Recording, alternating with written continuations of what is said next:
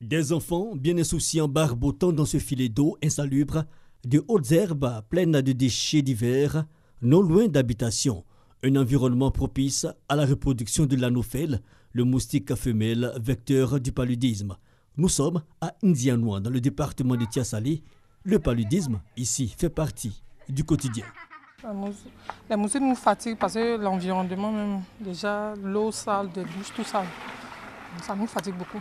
Avec la poubelle qui est tout juste à côté ici, on n'arrive pas à dormir, les enfants tombent malades. À l'instar de Ndianoua, plusieurs localités concernées, le paludisme est aujourd'hui un problème de santé publique. C'est la première affection relevée dans les centres de santé en Côte d'Ivoire selon l'Organisation mondiale de la santé.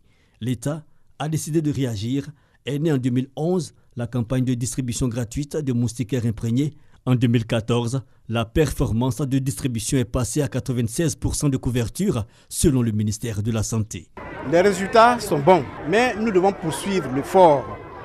Parce qu'aujourd'hui, 11% de décès hospitaliers sont liés au paludisme. Nous ne voulons plus de décès liés au paludisme. Poursuivre la sensibilisation et la distribution gratuite de masse de moustiquaires imprégnés à longue durée d'action. Le sens de cette troisième campagne nationale, à Ndianoua, localité choisie pour le lancement, le directeur de cabinet représentant le ministre de la Santé et de l'Hygiène publique a exhorté les populations à privilégier l'assainissement pour mieux faire reculer le paludisme. Pour lutter contre le paludisme, nous devons conjuguer d'autres stratégies. Aujourd'hui, c'est la distribution, mais vous, dans vos régions, dans vos localités, dans vos concessions, vous devez vous débarrasser, que ce soit des ordures, que ce soit des flaques d'eau, que ce soit la broussaille, mais vous devez faire de la sensibilisation, mais vous devez aussi faire l'assainissement du milieu. 15 millions de moustiquaires imprégnés pour les ménages cette année 2017.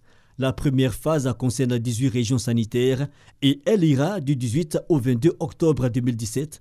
Les représentants résidents de l'Organisation mondiale de la santé OMS, de l'UNICEF et les autres partenaires du système sanitaire ont réaffirmé leur engagement. Rappelons que plus de 72 milliards de francs CFA, c'est la somme mobilisée à cet effet par le Fonds mondial pour la lutte contre la tuberculose et le paludisme.